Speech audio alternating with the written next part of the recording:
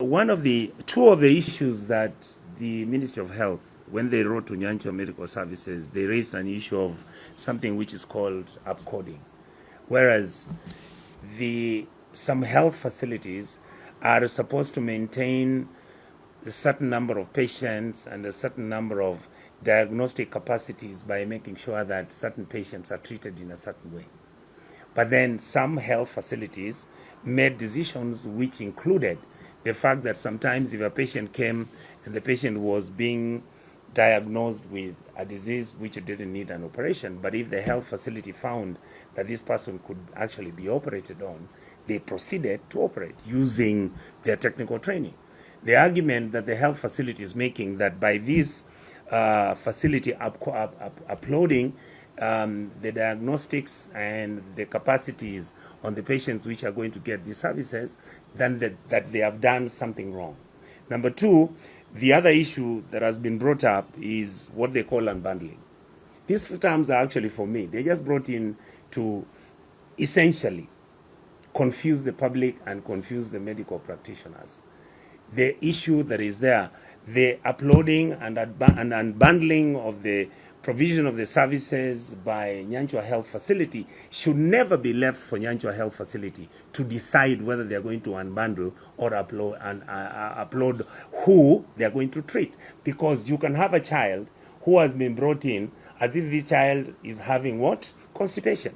And yet the child has swallowed something and it's stuck in the stomach. Now, what happens if the doctors decide to operate? What these individuals are saying is that you should make the decision, you should not make the decision of operating on this child, because when you entered this child case in the system, the child was not supposed to be operated on. So if you get a professional, he'll argue pro or against this matter. And anyway, when the members of the Ministry of Health came to Nyanchwa, they never left any report saying whether they had found that the hospital was uploading or it was unbundling any of their services. These are allegations which they raised, but the health facility has said they were actually not doing any of this. It is only that the issues you have are, one, they're administrative, because there was a change of management of individuals of the health facilities, and the individual who was removed as the CEO was not happy that he was removed because you have a new person there. This is an internal matter that should really not be brought to the public. And the Ministry of Health should not engage itself. And if the Ministry of Health realized that Nyanchwa Health Facilities had committed any crime, by now some individuals should have been arrested and taken to EACC. That is why I'm calling this exercise flimsy.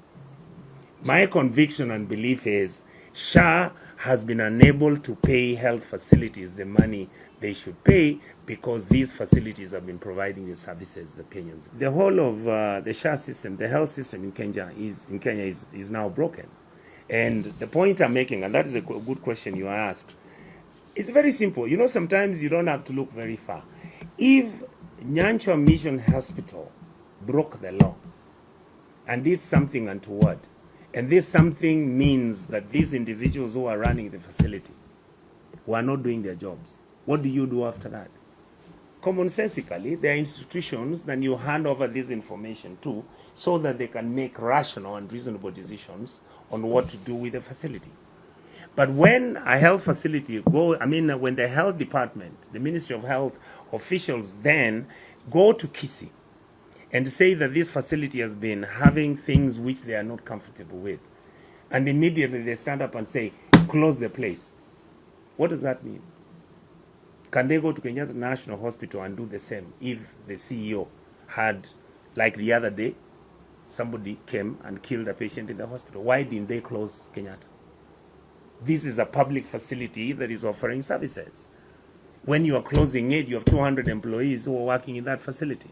This is a facility that handles 1,500 community members within the area of Kisii Town. So when you close, this is the same thing that happened in St. Mary's in Kakamega. Bishop Obanyi was saying, when you close my facility because you are not able to pay me, do you understand the multiplier effect all the way down to the ground? How many people are losing jobs? Suppliers are there. I'm not able to pay electricity. You can't pay water. So either the Ministry of Health needs to review how they are handling these matters, or they are going to have tons and tons of cases in court where they have stopped this facility not to run. In 2 months, the amount of money that they are collecting, the ministry will have to pay. So somebody in the Ministry of Health has to be responsible.